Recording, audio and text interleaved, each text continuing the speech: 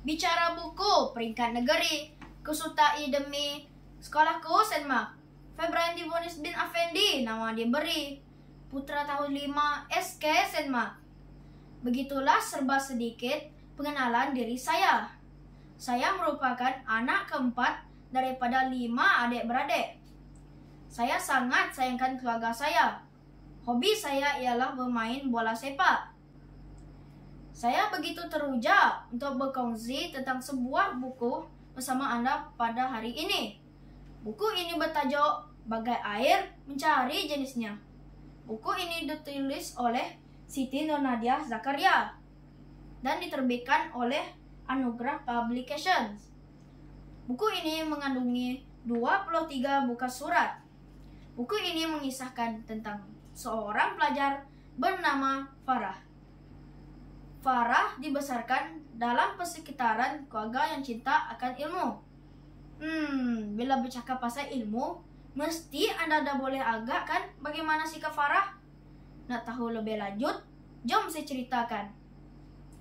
Kisah bermula dengan Cikgu Dayana yang memberikan nasihat kepada murid-murid kelasnya akan pentingnya ilmu kepada manusia.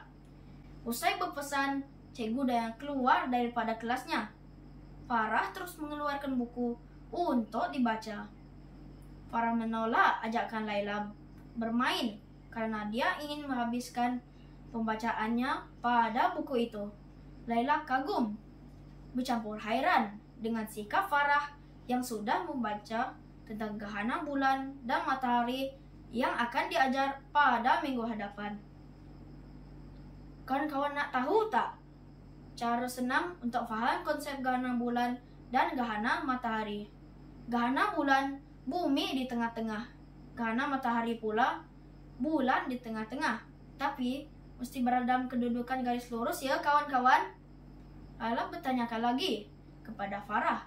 Kenapa nak baca benda yang kita belum belajar lagi? Nak tahu apa jawaban Farah? Farah memberitahu bahwa adalah tidak salah untuk kita menggali ilmu walaupun ilmu itu belum dipelajari oleh kita. Nah, di sini kamu boleh nampak bagaimana sikap Farah kan? Dia seorang pelajar yang rajin dan sentiasa ingin berada di hadapan. Sikap sebegini akan memberikan impak yang amat baik dan dalam menimba ilmu. Farah amat terkenal dengan sifat ulat buku. Tahu maksud ulat buku kan kawan-kawan? Ulat buku ini bermaksud orang yang rajin membaca buku.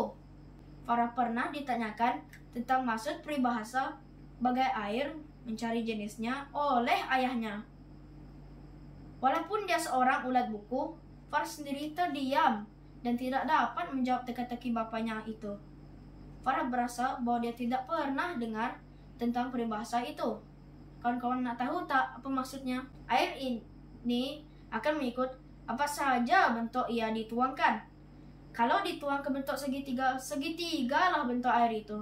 Kalau dituang ke bentuk segi empat lah bentuk air itu tadi nanti.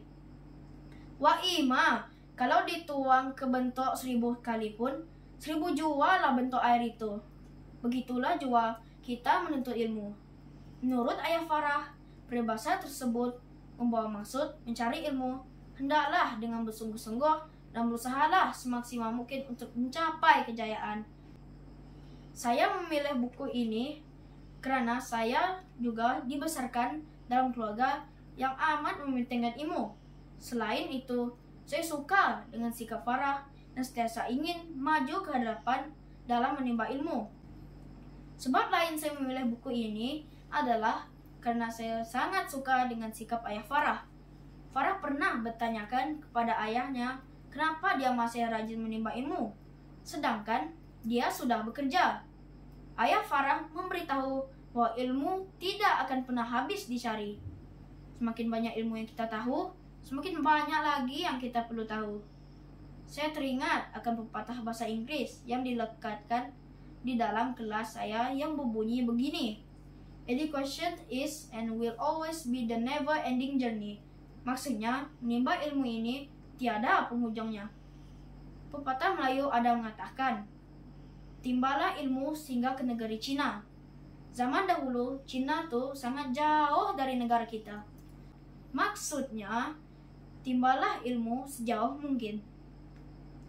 Akan tetapi, ingat ya kawan-kawan, berilmu bukan penyebab kita untuk riak, bongkak, dan sombong.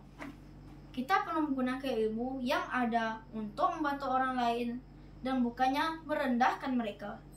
Kelemahan buku ini ialah ianya agak membosankan karena kurangnya bahan bergambar. Akan tetapi, kebincangan itu boleh ditutup dengan jalan cerita yang menarik dan memberikan banyak pengajaran untuk dijadikan iktibar dan tauladan kepada kita.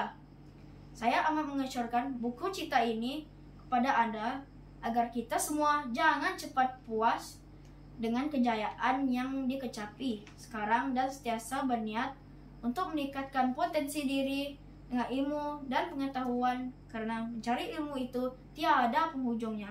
Sekian, terima kasih.